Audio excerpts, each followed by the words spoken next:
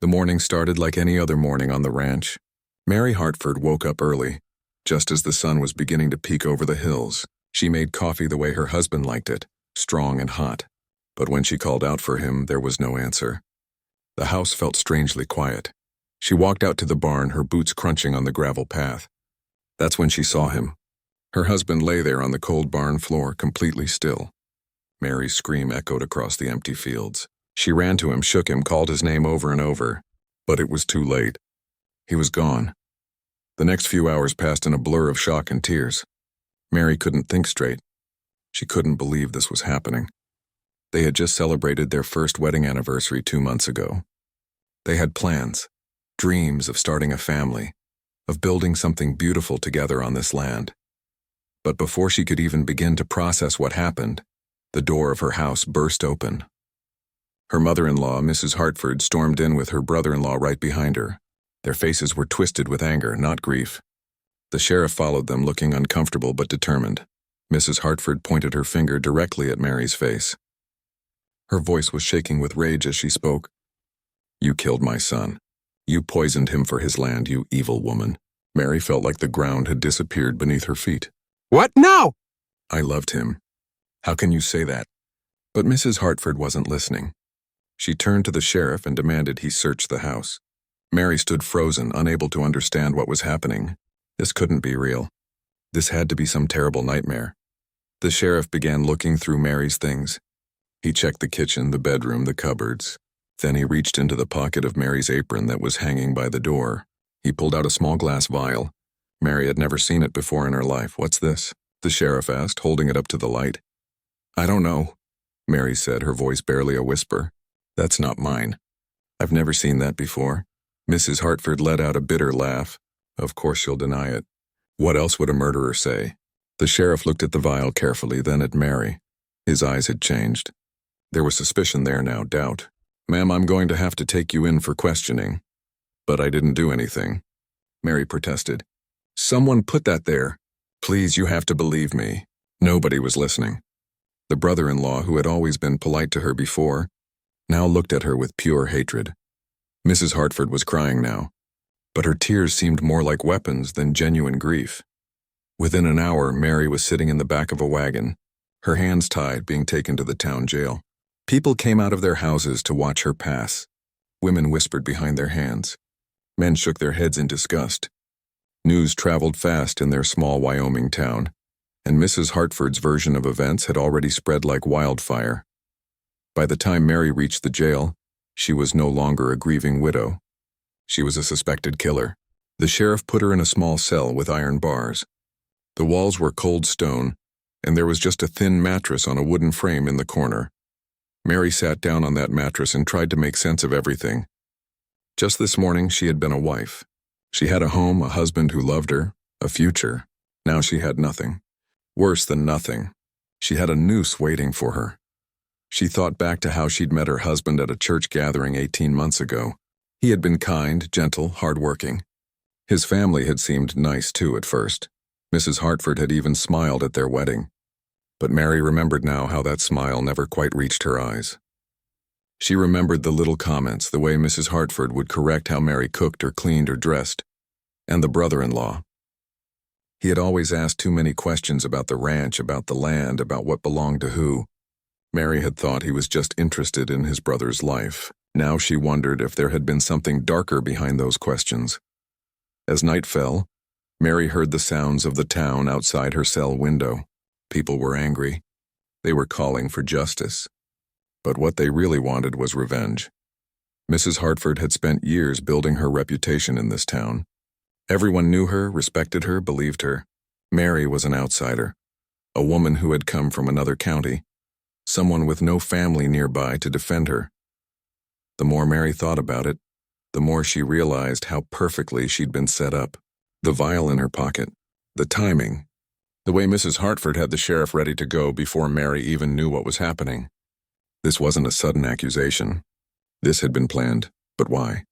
What had she done to deserve this? She had been a good wife. She had worked hard on the ranch.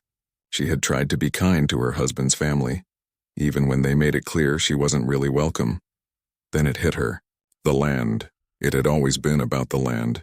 Her husband owned a beautiful piece of property, fertile soil, good water, perfect for cattle. When they married, half of it became hers by law. If something happened to her husband, she would inherit everything. But if she was convicted of killing him, she couldn't inherit. The property would go back to his blood family. Mrs. Hartford and her other son would get everything. Mary lay down on the thin mattress, staring at the ceiling. She had no money for a lawyer. She had no witnesses who could prove where she was or what she was doing. She had no friends in this town who would risk standing up for her against the powerful Hartford family. The truth didn't matter. Evidence didn't matter. In 2 or 3 days there would be a trial. And after that trial there would be a hanging. Her hanging. She closed her eyes and tried to pray, but the words wouldn't come. All she could think about was her husband's face, the way he used to smile at her, the dreams they'd shared. And now those dreams were dead just like him, and soon she would be too. Outside her cell, she could hear men building something in the town square. The sound of hammers hitting wood echoed through the night. They were building the gallows. They were building the place where she would die.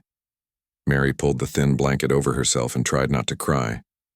But the tears came anyway, silent and endless, soaking into the rough fabric beneath her cheek. Tomorrow would bring her trial, and after that, there would be no more tomorrows at all. 3 days after her arrest, Mary was brought to the courthouse. The building was packed with people. Every seat was taken, and more folks stood along the walls and crowded near the doorway. They had come from all over the county to watch the trial of the woman who had killed her husband for his land. Mary walked into that courtroom with her head down. She wore the same simple dress she'd been arrested in, now wrinkled and stained. Her hair hung loose around her face. She looked small and scared, which is exactly how she felt. The judge was already sitting at his bench when she entered. His name was Judge Wilson, and everyone knew he'd been friends with the Hartford family for over 20 years. He had attended Mrs. Hartford's church for as long as anyone could remember. He had been at family gatherings, celebrations, funerals. Looking at him, Mary knew she had no chance. She had asked for a lawyer, but was told the town's only attorney was too busy. Nobody mentioned that he was also Mrs. Hartford's nephew, so Mary would have to defend herself, speak her own truth, and hope that somehow justice would prevail. Deep down, she knew it wouldn't. The trial began with the prosecutor standing up. He was a heavy man with a loud voice, and he used both to his advantage. He painted a picture of Mary as a cold, calculating woman who had married for money. He said she'd never loved her husband. He said she'd been waiting for the right moment to strike. Then Mrs. Hartford was called to the witness stand. She walked up slowly, dabbing at her eyes with a handkerchief. She was dressed all in black, playing the role of the grieving mother perfectly. "Tell us about your son's marriage," the prosecutor said gently. Mrs. Hartford sighed deeply. "My boy was so happy before he met her. He was full of life, full of joy. But after they married, everything changed. He became quiet, withdrawn. I would visit and I could see he wasn't happy anymore." Mary wanted to scream. It wasn't true. Her husband had been happy. They had laughed together, worked together, planned their future together. But she couldn't say anything yet. She had to wait her turn.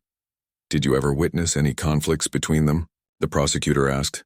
"Oh yes," Mrs. Hartford said, fresh tears rolling down her cheeks. "I heard them arguing one evening when I stopped by unexpectedly. She was demanding to know about the property, about how much it was worth, about what would happen if something happened to my son. At the time, I thought she was just curious. Now I know she was planning. It was a complete lie. Mary had never asked about property values. She'd never cared about that. But looking around the courtroom, she could see people nodding, believing every word. The brother-in-law testified next. He stood tall and spoke clearly, looking directly at the jury. "My brother told me he was worried. He said his wife had been acting strange. He found her looking through his papers late one night, going through documents about the ranch. When he asked what she was doing, she got defensive and angry. More lies. Mary had never done any such thing." But the brother-in-law was convincing. He looked honest, sounded sincere. And most importantly, he was a Hartford. People trusted that name. Then came the supposed evidence. The prosecutor held up the vial that had been found in Mary's apron pocket. He brought in a doctor who said the contents were poison, the same kind that had been found in her husband's body. The doctor explained how the poison worked, how it could be mixed into food or drink, how death would come slowly over several hours. Mary's hands trembled as she listened. Someone had planned this so carefully. Every detail had been thought through. They had poisoned her husband, planted the evidence, prepared witnesses with false stories. She was fighting against a well-oiled machine of lies. When it was finally her turn to speak, Mary stood up. Her voice was shaking, but she tried to stay strong.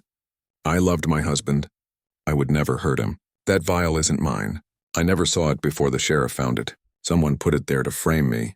Who would do such a thing? The judge asked, his tone suggesting he already thought she was lying. I don't know, Mary admitted, but I'm innocent. Please, you have to believe me. Do you have any witnesses who can support your story?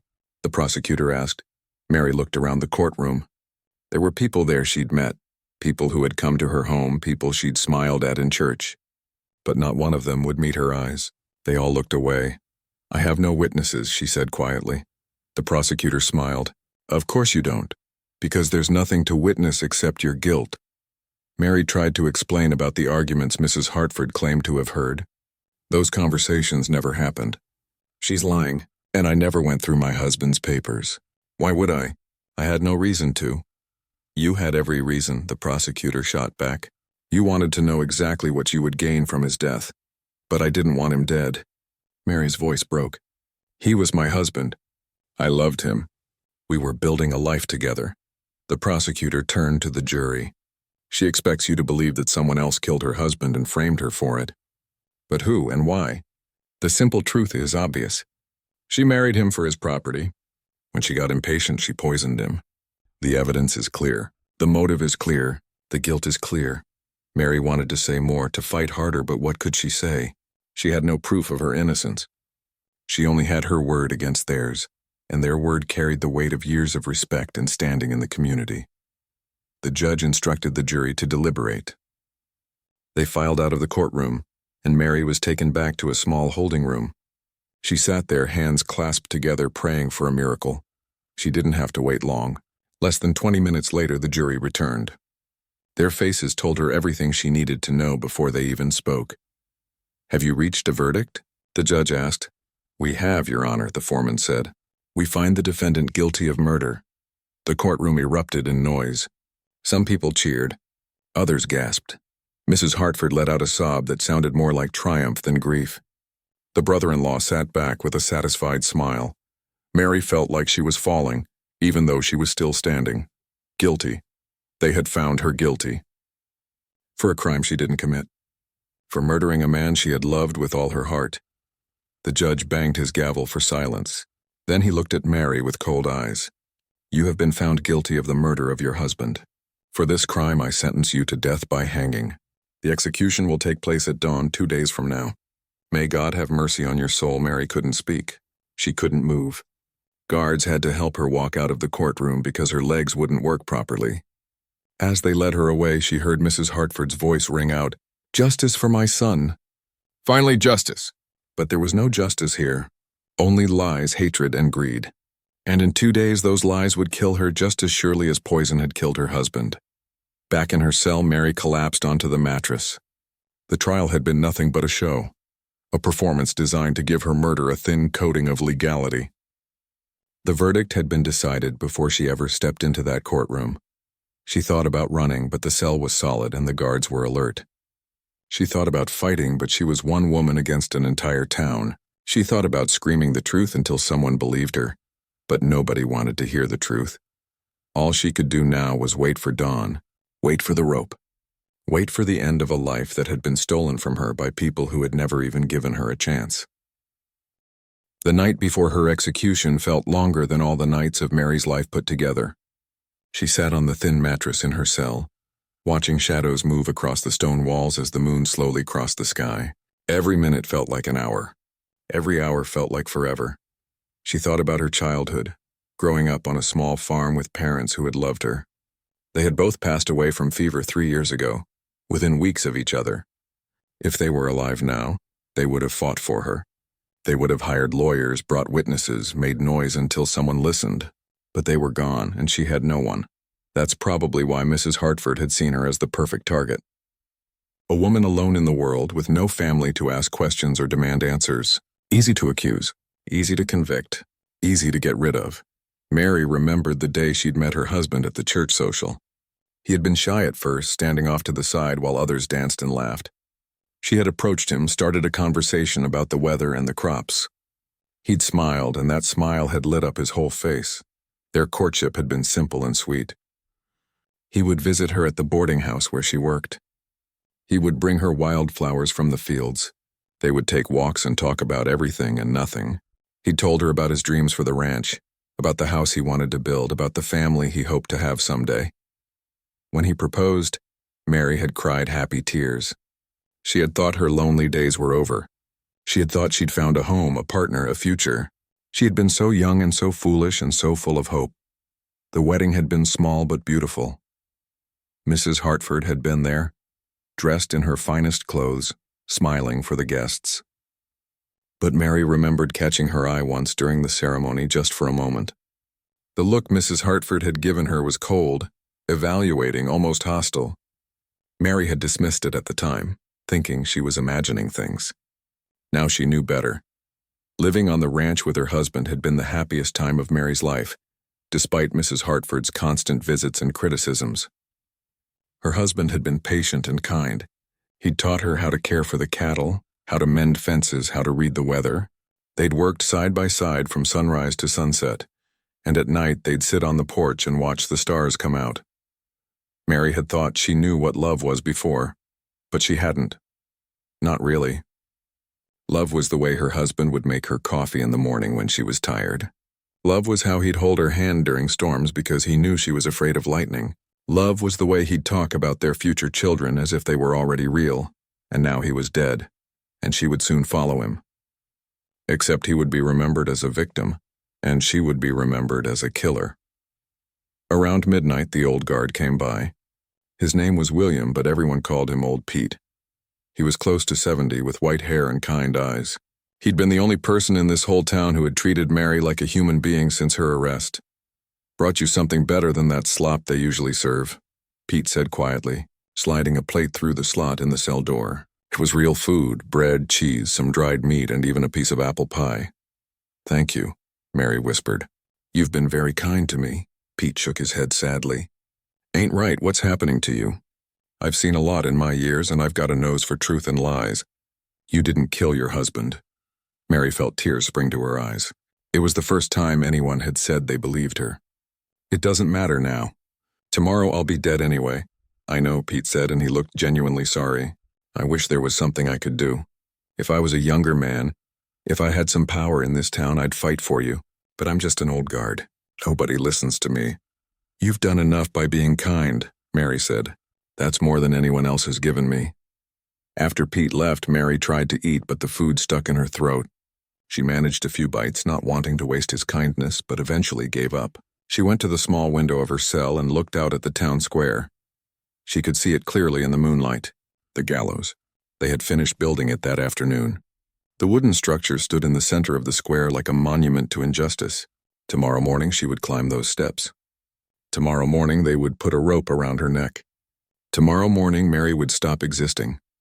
She tried not to think about how it would feel, but her mind kept going there anyway. Would it hurt? How long would it take? Would she think about her husband in those final moments? Would she be brave, or would she cry and beg? Mary decided she wouldn't beg. She wouldn't give Mrs. Hartford and her son that satisfaction. If she was going to die, she would die with dignity. She would hold her head up and speak her truth one last time, even if nobody believed her. She sat back down on the mattress and tried to write letters in her mind, since she had no paper or pen. Letters to her dead parents telling them she was sorry she'd be joining them so soon. Letters to her husband, telling him she'd loved him until the very end. Letters to the people of this town telling them they'd made a terrible mistake. But what was the point? Nobody would ever hear those words. They would die with her. As the night wore on, Mary could hear sounds from the town. People were drinking at the saloon, celebrating the coming execution. She could hear laughter and music. To them, tomorrow was entertainment, a show, a chance to see justice done. They didn't know or care that the woman in the cell was innocent. Mary thought about praying, but she didn't know what to pray for anymore. She'd prayed for justice, and it hadn't come. She'd prayed for someone to believe her, and nobody had. She'd prayed for a miracle, but miracles didn't happen to people like her. So instead, she just closed her eyes and tried to remember every good moment she'd had with her husband. The first time he'd kissed her, gentle and nervous. The way he'd carried her over the threshold of their home. The morning he'd brought her breakfast in bed because she'd been feeling sick. The evening they'd danced in the kitchen with no music, just the sound of their own laughter. Those memories were all she had left. And in a few hours even those would be gone, scattered like dust in the wind. Outside her window, the sky slowly began to lighten. Dawn was coming. The last dawn she would ever see. Mary stood up and smoothed down her dress as best she could. She combed her hair with her fingers. She wanted to look human when they came for her, not like the monster they'd made her out to be. She heard footsteps in the corridor, heavy boots, multiple people. They were coming. It was time. Mary took one last look around the cell that had been her home for the past few days. Then she stood up straight, lifted her chin, and waited for the door to open. If this was the end, she would meet it standing tall. The key turned in the lock. The door swung open, and Mary walked forward to face whatever came next, carrying the truth in her heart even if nobody else would ever believe it. The guards tied Mary's hands behind her back with rough rope that bit into her skin. She didn't complain. There was no point. They led her out of the jail and into the early morning light. The sun was just beginning to rise, painting the sky in shades of orange and pink. It would have been beautiful if it wasn't the last sunrise she'd ever see. The town square was already packed with people. It seemed like everyone in the county had come to watch her die. Men, women, even children stood in the crowd, their faces eager and curious. Some looked sympathetic, but most just looked hungry for justice, even if it was the wrong kind. Mary was marched through the middle of the crowd. The path had been cleared, creating a walkway straight to the gallows. As she walked, people shouted at her. Some threw rotten vegetables and eggs. A tomato hit her shoulder, leaving a red stain on her dress that looked too much like blood. "Murderer," someone yelled. "You'll pay for what you did," another voice called out. "Burn in the darkness," a woman screamed, her face twisted with hate. Mary kept her eyes forward. She wouldn't look at them. She wouldn't give them the satisfaction of seeing her break. But inside, her heart was pounding so hard she thought it might burst through her chest. Near the front of the crowd, she saw Mrs. Hartford. The older woman was dressed in black from head to toe, a veil covering her face. But through that veil, Mary could see her eyes, and they weren't filled with grief or sadness. They were cold, calculating, satisfied. This was what she had wanted. This was her victory. Standing next to Mrs. Hartford was the brother-in-law. He wasn't even pretending to be sad. There was a slight smile on his face, barely hidden. The same smile a man might have when a business deal goes his way. Because that's all this was to him. Business. The removal of an obstacle that stood between him and the land he wanted. The gallows loomed ahead, dark wood against the brightening sky. Mary's legs felt weak, but the guards on either side of her kept her moving forward, step by step, closer and closer to the end. They reached the base of the gallows. The steps were steep and narrow. Mary climbed them slowly, carefully, her bound hands making it difficult to balance. Each step felt like climbing a mountain. Each step brought her closer to the noose that waited at the top. When she reached the platform, she could see everything. The entire crowd spread out before her like a sea of faces. The buildings of the town. The distant hills where she'd walked with her husband. The sky that was growing brighter with each passing moment. The executioner was waiting for her. He was a large man with a black hood covering his face. He didn't speak, just guided her to the spot where she was supposed to stand. Right under the rope that hung from the wooden beam above, a preacher climbed the steps and stood beside her. He was a nervous young man who kept clearing his throat. He opened his Bible with shaking hands and began to read. "The law has found you guilty," he said, his voice barely carrying over the crowd noise. "And now you must face the consequences of your actions. May the Lord have mercy on your soul." Mary wanted to scream at him that she was innocent, that the law had gotten it wrong, that God knew the truth even if nobody else did. But she stayed silent. What good would it do? Nobody had listened to her before. They wouldn't listen now. The executioner placed the noose around her neck. The rough rope scratched against her skin. It was heavier than she'd expected, and it smelled like oil and old wood. Mary closed her eyes. She thought of her husband's face one last time. She thought of his smile, his laugh, the way he'd made her feel safe and loved. Do you have any last words? The sheriff asked, more out of tradition than any real interest in what she might say. Mary opened her eyes and looked out at the crowd. I am innocent, she said, her voice clear and strong despite the fear coursing through her body. I loved my husband. I did not kill him. The real killers are watching this right now, and they know the truth. One day that truth will come out, and when it does, everyone here will have to live with the fact that they helped murder an innocent woman. Some people in the crowd shifted uncomfortably, but most just stared back at her with hard eyes, convinced they were watching justice being served. Mrs. Hartford's voice rang out from the crowd. She's lying just like she's always lied. Finish this! The executioner moved toward the lever that would open the trapdoor beneath Mary's feet. This was it. This was the end. Mary's breath came fast and shallow. Her heart hammered against her ribs.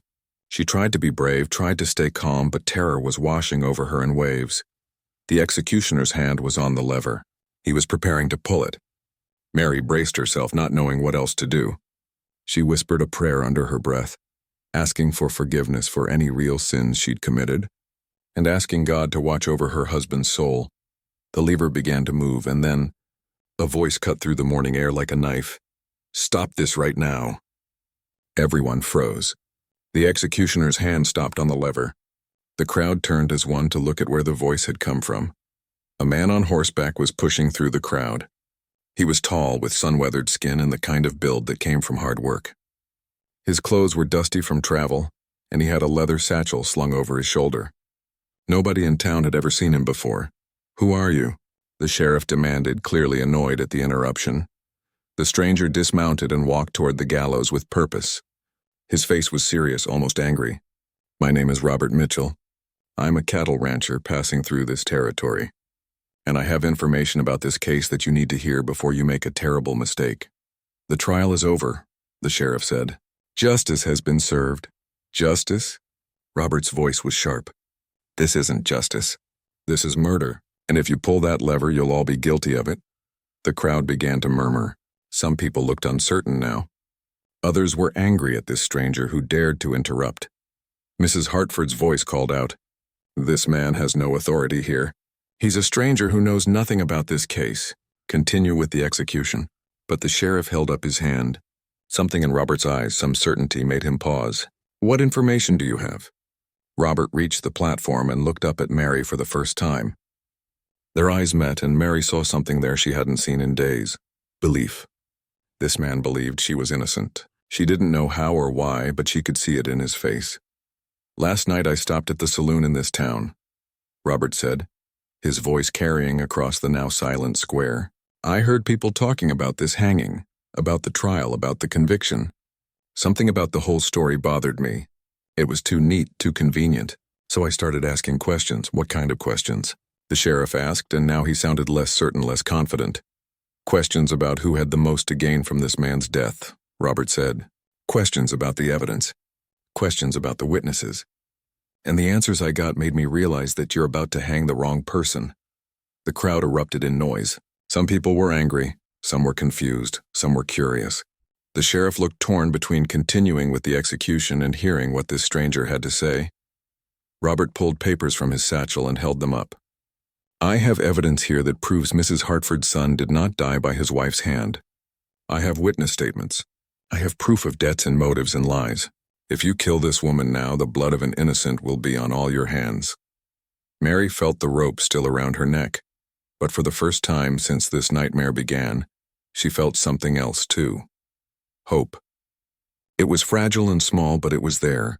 This stranger, this man she'd never met, was fighting for her. He was standing up for her when nobody else would. Remove the noose, Robert commanded, looking directly at the sheriff. Let me present my evidence. And then if you still think she's guilty, you can proceed. But don't do this without hearing the truth first. The sheriff looked at Mrs. Hartford, then at the crowd, then back at Robert. Mary could see him calculating, weighing options, trying to decide what to do. The moment stretched out, feeling like forever. Finally, the sheriff nodded. Remove the noose. Let's hear what he has to say.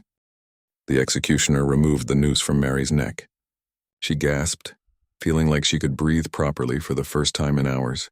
Her legs were shaking so badly that one of the guards had to help her sit down on the platform. She was still tied up, still a prisoner, but at least she was alive, for now. Robert Mitchell climbed up onto the gallows platform so everyone could see and hear him clearly. He opened his leather satchel and pulled out a stack of papers. The morning sun was fully up now, bright enough to read by. "Last night," Robert began, his voice strong and clear, "I arrived in your town planning to stay just one night before moving on. I heard people in the saloon talking about a hanging this morning, a woman who had killed her husband for his land. The way they talked about it, everyone seemed so certain of her guilt." He paused and looked around at the crowd. "But I've learned something in my years. When everyone is too certain, when a story is too simple and too neat, it's worth asking questions. So that's what I did. I started asking questions." Mrs. Hartford pushed forward in the crowd. "This is nonsense. He's a stranger who knows nothing about our town or this case." "You're right that I'm a stranger," Robert agreed. "But sometimes a stranger can see things that people who are too close to a situation cannot. Sometimes a stranger can see the truth that everyone else is too blind or too scared to see." The sheriff crossed his arms. "What exactly did you find?" Robert pulled out the first paper. "Let's start with motive. During the trial, the prosecution said this woman killed her husband for his land. But I found out something interesting. The brother-in-law here has massive debts. Gambling debts, to be specific." Several people in the crowd gasped.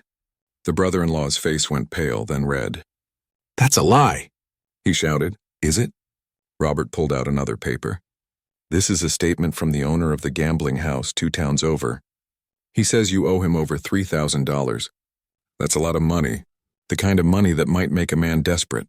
The sheriff frowned. "Even if that's true, what does it prove?" "It proves motive," Robert said.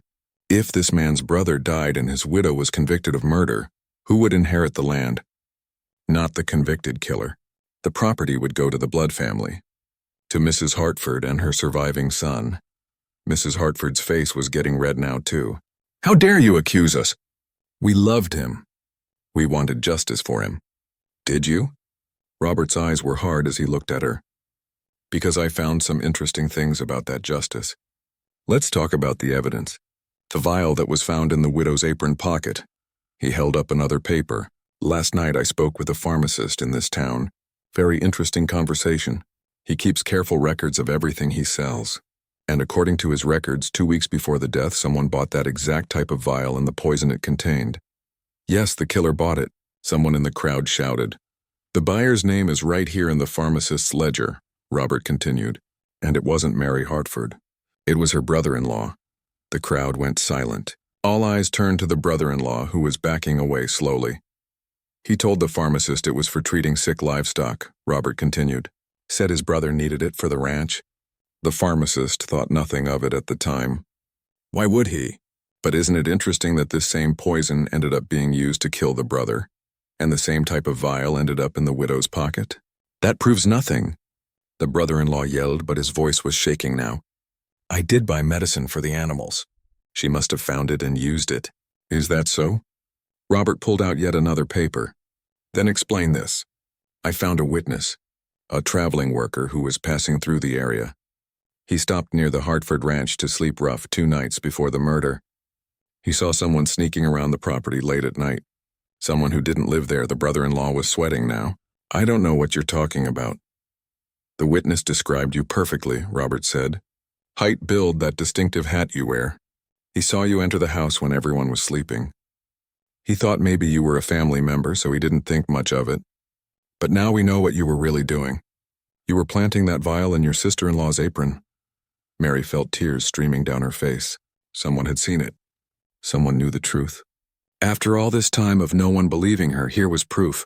The sheriff was looking very uncomfortable now. "Where is this witness?" "Right here," Robert said, gesturing to a thin man standing at the edge of the crowd. "His name is Daniel Cooper. He's a seasonal worker, travels from ranch to ranch looking for jobs. He had no reason to lie. He didn't even know there had been a murder until I told him."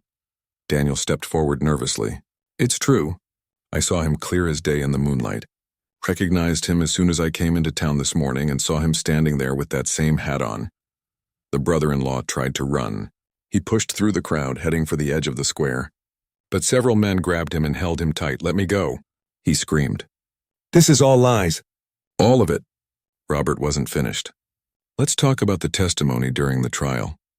Mrs. Hartford claimed she heard arguments between the couple, heard the widow asking about property and money. But I spoke with the neighbors.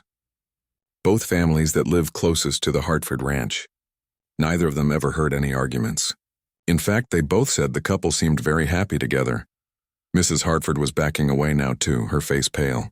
Those neighbors don't know what they're talking about, don't they? Robert looked at her steadily. Or is it that you were so sure everyone would believe you, so confident in your standing in this community, that you didn't think anyone would question your word? He pulled out more papers. I also looked into the Hartford family finances. Did you know that Mrs. Hartford has been struggling with money?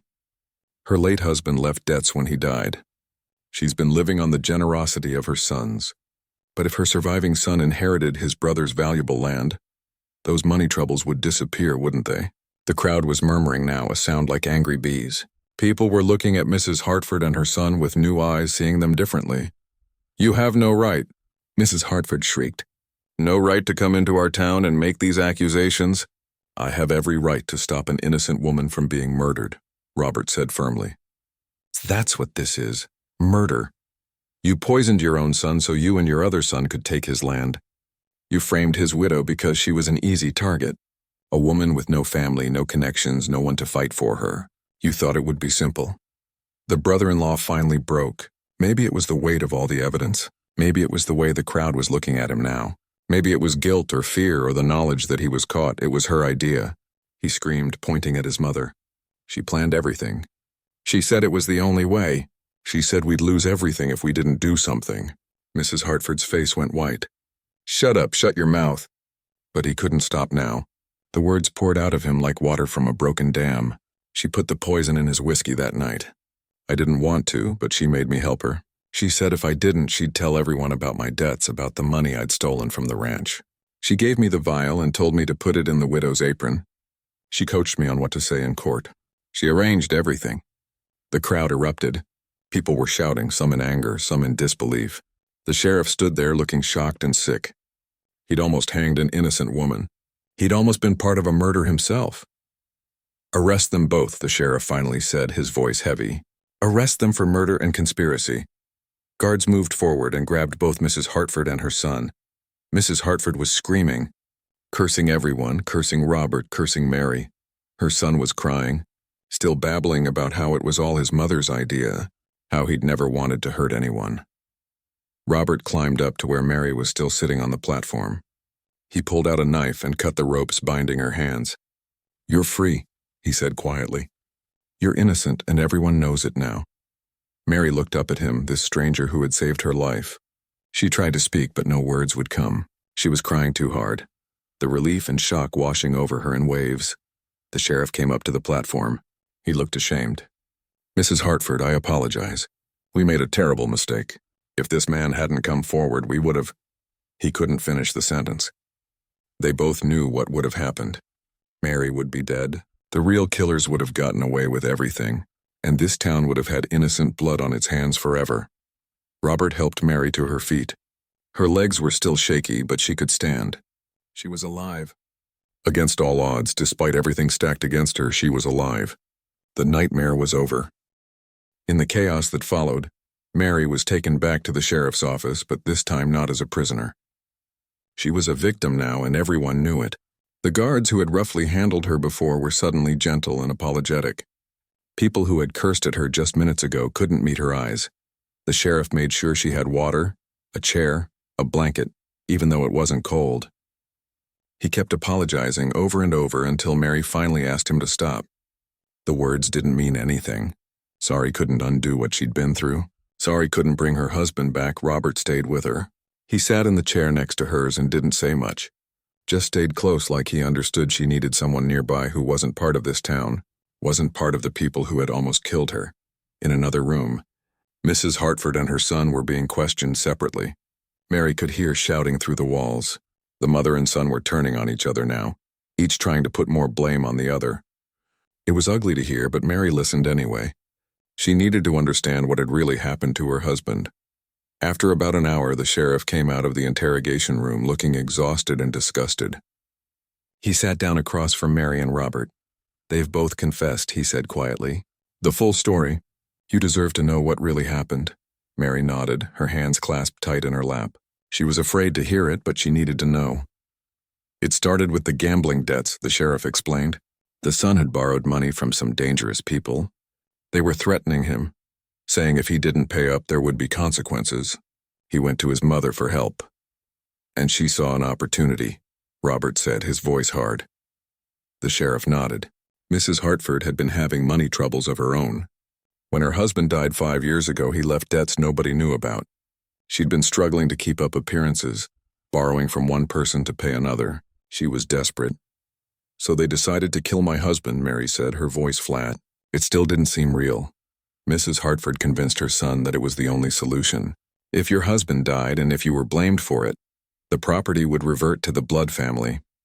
They could sell the land, pay off all their debts, and still have money left over. She told him it was foolproof. Mary felt sick.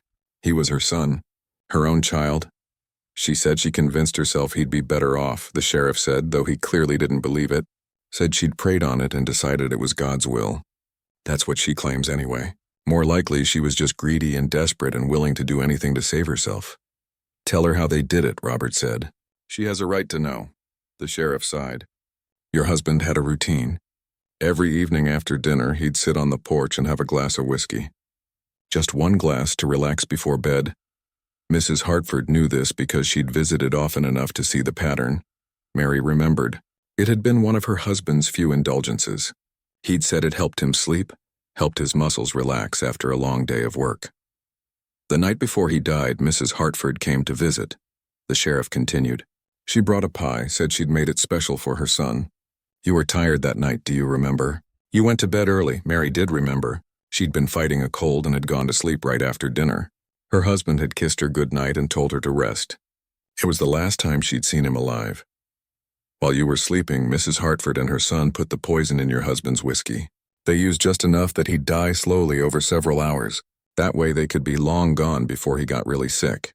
They left and your husband drank his whiskey like always, not knowing what they'd done. Mary's hands were shaking. She tried to picture it. Her husband sitting alone on the porch drinking poison while she slept inside, not knowing he was dying. He must have started feeling sick in the night, the sheriff said gently. Must have gone out to the barn, maybe thinking the fresh air would help. That's where he collapsed. By the time you found him in the morning, it was too late. And the vial? Mary asked, though she already knew the answer. The son snuck back that same night after your husband was dead, but before you found him. He came into your house while you were sleeping. You'd left your apron hanging by the door like you always did. He put the vial in the pocket. Simple as that. Then they just waited for me to find my husband, Mary said. They knew I'd scream, call for help. They made sure they were among the first people to arrive. Mrs. Hartford had already spread rumors around town, the sheriff added. Little comments here and there about how you seemed interested in money, how you'd ask questions about the property. None of it was true, but she planted the seeds. So when your husband died and the vial was found, everyone was ready to believe the worst. Robert spoke up. They used this town's prejudices against you. You were an outsider, a woman with no family, someone easy to suspect. They knew if they moved fast, held a quick trial, people wouldn't ask too many questions. And they almost succeeded, Mary whispered. The sheriff looked ashamed. They did succeed right up until Mr. Mitchell here arrived. If he hadn't started asking questions, if he hadn't dug deeper. He couldn't finish the sentence. Mary turned to Robert. Why did you care what happened to some stranger in a town you were just passing through? Robert was quiet for a long moment. When he finally spoke, his voice was rough with emotion. Because I've seen this before. Years ago, in another town, another woman was accused of murder. Everyone was so sure of her guilt. I was young, didn't think I had the right to speak up. They hanged her before I worked up the courage to voice my doubts. He looked Mary in the eyes. Later, the truth came out. She'd been innocent. But by then it was too late. I swore I'd never let that happen again if I could help it. When I heard people in the saloon talking about your case, something felt wrong. The story was too neat, too convenient. I couldn't just ride away and let history repeat itself. Mary felt tears sliding down her cheeks. You saved my life. I'm just sorry I couldn't save your husband's, Robert said quietly. The sheriff stood up. Mrs. Hartford and her son will face trial for murder and conspiracy. A real trial this time with real evidence and real justice. They'll hang for what they've done. Mary should have felt satisfaction hearing that, but mostly she just felt empty. Her husband was still dead. Nothing would bring him back. The people who killed him would pay, but that didn't fill the hole in her heart. "What happens to me now?" she asked. "You're free to go," the sheriff said. "The ranch is yours legally. Everything your husband owned belongs to you. I'll make sure the paperwork is all proper." Free. The word should have meant something, but Mary wasn't sure what. She was free, yes, but free to do what? Go back to a house full of memories and ghosts? Work land that had cost her everything? Robert seemed to sense her thoughts. "You don't have to decide anything right now. Take time. Figure out what you want." Over the next few hours, the story spread through the town faster than fire. People who had screamed for Mary's death were now claiming they'd had doubts all along. The ones who had thrown vegetables at her were suddenly full of sympathy and offers of help. It would have been funny if it wasn't so sickening. Old Pete came to see Mary before she left the sheriff's office. The old guard had tears in his eyes. "I knew you were innocent. I just knew it." "I'm so glad the truth came out." Mary hugged him. He was one of the few people who'd shown her kindness when she had nothing. She wouldn't forget that. As the sun started to set, Mary finally left the sheriff's office. Robert walked with her through the streets. People stared, but she didn't care anymore. Let them stare. Let them feel ashamed. Let them remember what they'd almost done. She stood in the town square and looked at the gallows. They were still there, a wooden reminder of how close she'd come to death. The rope was still hanging, swaying slightly in the evening breeze. "They'll take it down tomorrow," Robert said. "Good," Mary said. "It should never have been built in the first place." She turned away from it and looked at the horizon, where the sun was painting the sky in brilliant colors. She was alive to see another sunset. That was more than she'd thought she'd have this morning. The nightmare was over. But the hard part was just beginning. Now she had to figure out how to live with everything that had happened. How to move forward when her whole world had been destroyed and rebuilt in the span of a few days. She didn't know how she'd do it. But standing there with Robert beside her and the truth finally revealed, Mary knew one thing for certain. She was stronger than she'd ever imagined. She'd survived the worst thing she could imagine. Whatever came next, she could face it. The weeks after Mary's release were harder than anyone could have imagined. Being proven innocent didn't erase what she'd been through. Every night she woke up gasping, feeling the rope around her neck in her dreams. Every morning she had to remind herself that she was safe, that the nightmare was over. The town tried to make amends.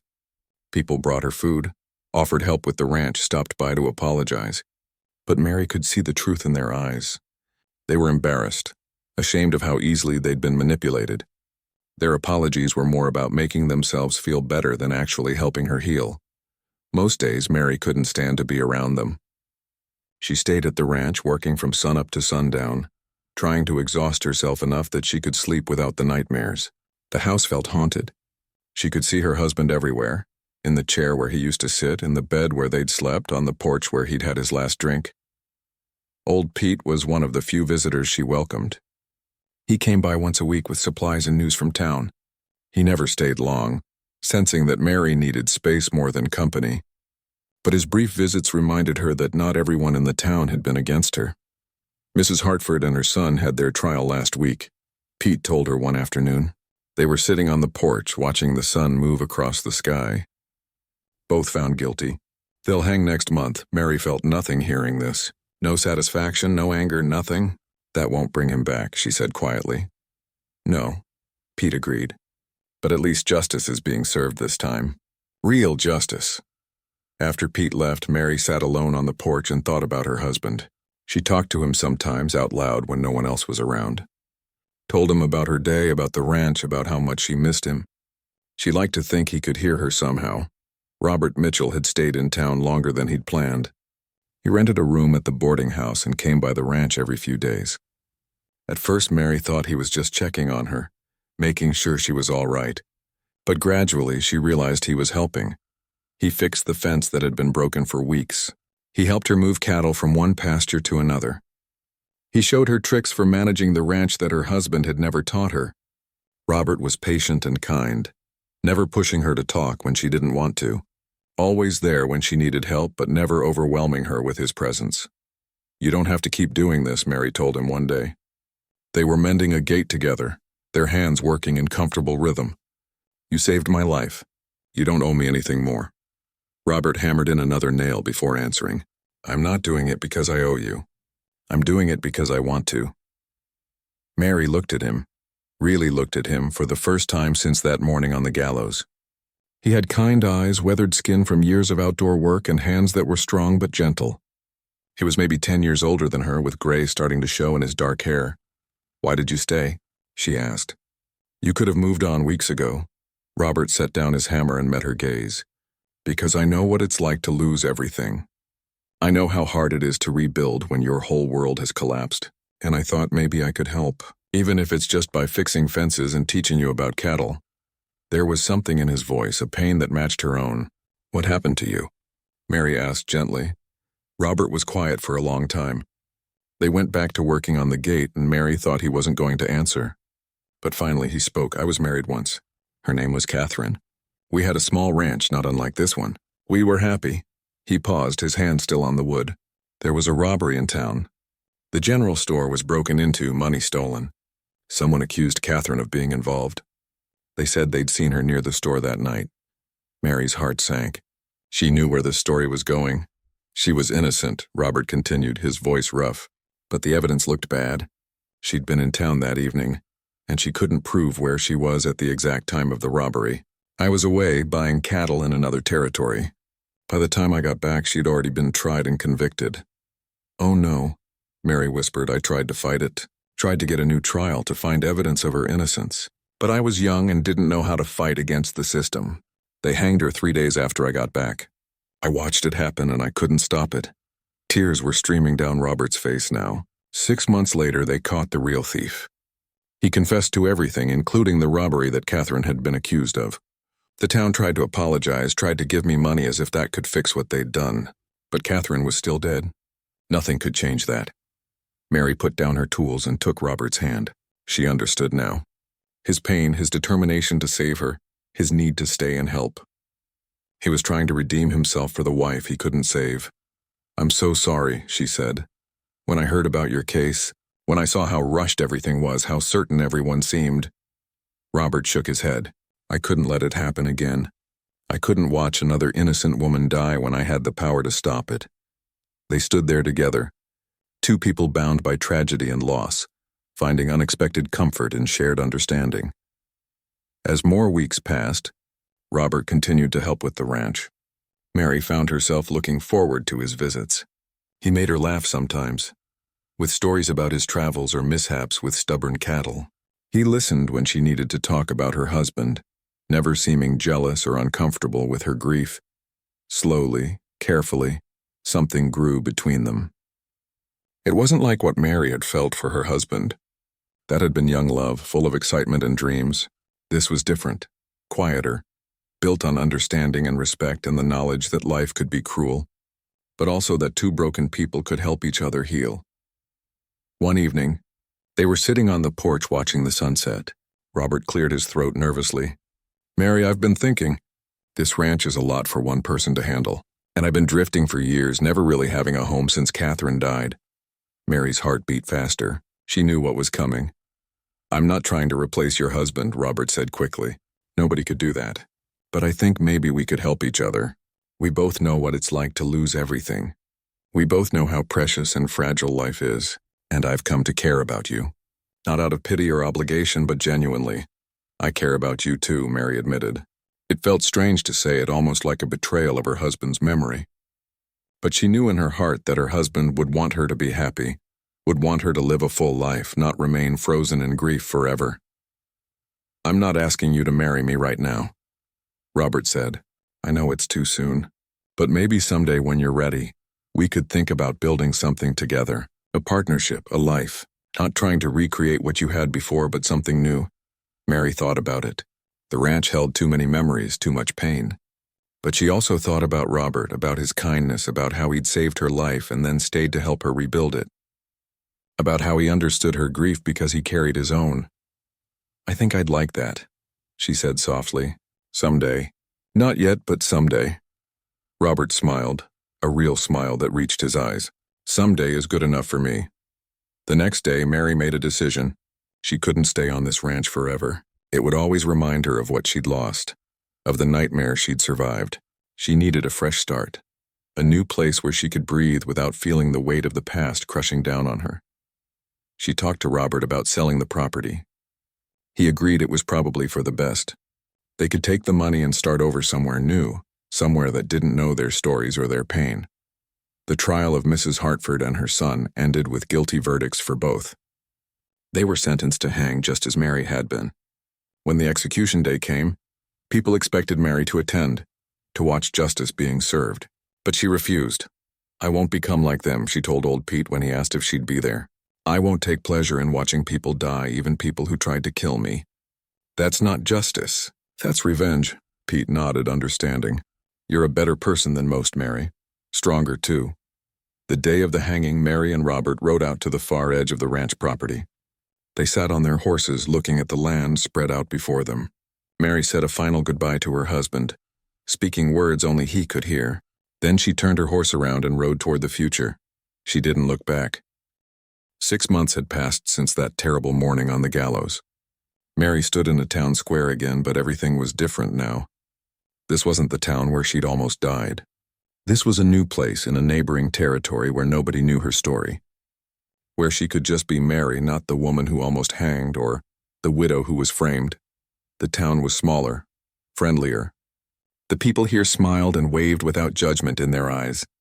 They knew her as the woman who ran the general store with her husband, not as someone who'd survived a nightmare. Yes, her husband. 3 months ago, after a quiet courtship filled with long conversations and shared silences, Robert had asked Mary to marry him properly. This time she'd said yes without hesitation. They'd had a small ceremony with just a few witnesses. Nothing fancy. Old Pete had traveled from the old town to attend, the only guest from Mary's past that she'd invited. Standing at the altar next to Robert, Mary had felt her late husband's presence. Not in a sad way, but as if he was there giving his blessing. She believed he would have liked Robert, would have approved of her finding happiness again. She'd whispered a quiet thank you to him before saying her vows. The new town didn't have the wealth or size of the old one, but it had something better. Decent people who minded their own business and didn't rush to judgment. Mary and Robert had used the money from selling the ranch to buy a small building on Main Street. They lived in the rooms upstairs and ran a general store below. It was honest work, and it kept them busy enough that the nightmares came less frequently. This morning, Mary was arranging new fabric on the shelves when a young woman came into the store. She looked nervous, almost frightened, and kept glancing over her shoulder. "Can I help you?" Mary asked gently. The woman hesitated. "I heard. Someone told me you might understand, that you'd been through something difficult and come out the other side." Mary's heart sank. She'd tried so hard to leave her past behind, but somehow word had spread. "What's wrong?" The young woman started crying. "My husband died last week. Accident at the mill, but his brother is saying I pushed him, that I wanted the insurance money. People are starting to believe him. I don't know what to do." Mary came around the counter and took the woman's hands. She saw herself in those frightened eyes, saw the same terror and helplessness she'd felt not so long ago. "You need a lawyer," Mary said firmly. "A good one. Don't wait. Don't assume truth will win out on its own. It won't. You need to fight." "I don't have money for a lawyer," the woman sobbed. Mary didn't hesitate. "I'll pay for it. Robert and I will help you find someone who can prove your innocence." The woman looked shocked. "But you don't even know me." "I know what it's like to be accused of something you didn't do," Mary said quietly. "I know how quickly people can turn against you. And I know that sometimes all it takes is one person standing up and saying, 'I believe you,' to make a difference." Over the next few weeks, Mary and Robert helped the young woman fight the accusations. They hired a lawyer, investigated the brother's claims, talked to witnesses. It turned out the brother had his own debts and was trying to blame his sister-in-law to get the insurance money himself. Once the truth came out, the woman was cleared of all suspicion. She came to thank Mary with tears in her eyes. "You saved my life. I don't know how to repay you." "Live well," Mary told her. "Live a good, happy life. That's payment enough." After the woman left, Robert put his arm around Mary's shoulders. "You did a good thing." "Someone did a good thing for me once," Mary said, leaning into him. "Only fair to pass it along." That evening, they closed the store and walked to the edge of town where a small church stood on a hill. There was a cemetery behind it, peaceful and quiet. They'd placed a marker there for Mary's first husband, even though his body was buried in the old town. It felt important to have a place to visit, to remember. Mary knelt by the marker and placed fresh wildflowers there, just like she did every week. "Thank you," she whispered, "for loving me, for the time we had together, for wanting me to be happy even after you were gone." Robert stood back, giving her privacy. He always did. He understood that loving him didn't mean forgetting the man who'd come before. Mary's heart was big enough for both. Later that night, lying in bed next to Robert, Mary thought about everything that had happened. The horror of being accused, the terror of the trial, the feeling of the noose around her neck, the miracle of Robert appearing, the relief of truth coming out, the slow process of healing. She thought about Mrs. Hartford and her son, who had hanged for their crimes 3 months ago. She'd heard about it in a letter from old Pete. He'd written that Mrs. Hartford had gone to her death still claiming she'd done nothing wrong, still insisting Mary had somehow manipulated everyone. Some people, Mary realized, would never admit their faults, never take responsibility, never feel true remorse. But she also thought about the good people, old Pete who'd shown her kindness when she had nothing, the young woman she'd helped, who would now get to live her life free of false accusations. Robert, who'd risked everything to save a stranger because he knew what it was like to lose someone to injustice. "Are you awake?" Robert asked softly in the darkness. "Yes," Mary said. "Do you have any regrets?" Mary thought about it. Did she regret marrying her first husband even though it had led to such pain? No. Those months of happiness had been real and precious. Did she regret how things had turned out? Of course. But she couldn't change the past. "I regret that my husband died," she said slowly. "I regret that evil people exist in the world. But I don't regret surviving. I don't regret fighting back. And I don't regret finding you." Robert squeezed her hand. "I'm glad I was passing through that town that day. Glad I listened to my instincts. Glad I asked questions." "Do you ever wonder what would have happened if you hadn't?" Mary asked. "Every day," Robert admitted. "And it makes me grateful I did." Mary thought about fate, about timing, about how one person's decision could change everything.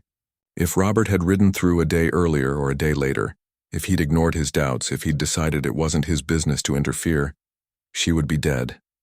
The world was full of these small moments that determined whether people lived or died, succeeded or failed, found happiness or remained broken. "I want to help more people," Mary said suddenly.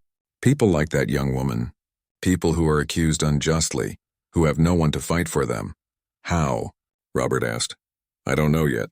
Maybe we could set up a fund, hire lawyers for people who can't afford them. Maybe we could investigate claims before trials happen. Maybe we could just be voices of reason in a world that's too quick to judge." Robert was quiet for a moment. "That would mean telling your story, being public about what happened to you." Mary had thought about this. For months she'd wanted to hide from her past, to pretend it had never happened. But maybe her story could help others. Maybe her survival meant something beyond just living. "I think I'm ready for that," she said. "I think I'm strong enough now." Over the next few months, Mary began speaking out. She talked to newspapers about her experience, about how quickly justice could turn into injustice. She wrote letters to judges and lawyers, advocating for better protections for the accused. She and Robert set up a small fund to help people who couldn't afford legal representation. It wasn't much. They weren't rich or powerful. But every person they helped, every false accusation they challenged, felt like a small victory against the kind of evil that had nearly destroyed her. One day, a lawyer from a big city came to visit them. He'd read about Mary's case and wanted to include her story in a book he was writing about wrongful convictions. Mary agreed on one condition, that the book would emphasize the importance of questioning, of not accepting easy answers, of standing up even when it was difficult. The lawyer agreed. When the book was published a year later, Mary's story became known across several territories. She received letters from people who'd survived similar situations, from people who thanked her for giving them hope, from people who promised to be more careful about rushing to judgment. But the most meaningful letter came from an unexpected source. It was from the daughter of the judge who had sentenced Mary to death. The young woman wrote that her father had never been the same after Mary's near execution. He'd retired from the bench, unable to continue knowing how close he'd come to murdering an innocent woman. He'd spent his remaining years advocating for judicial reform, for slower trials, for better investigations. My father died last month, the letter read, but before he passed, he asked me to write to you. He wanted you to know that he was sorry, that he'd learned from his mistake, that your survival had taught him the most important lesson of his life, that the law is only as good as the people who enforce it, and those people must never stop questioning, never stop seeking truth, never assume they have all the answers. Mary cried reading that letter, not tears of sadness, but of something else. Understanding, maybe, or closure, or hope that people could change, could learn, could become better. She showed the letter to Robert that evening. They were sitting on their porch watching the sunset paint the sky in brilliant colors. It was a view Mary never took for granted. Every sunset meant she'd lived another day, survived another night without nightmares.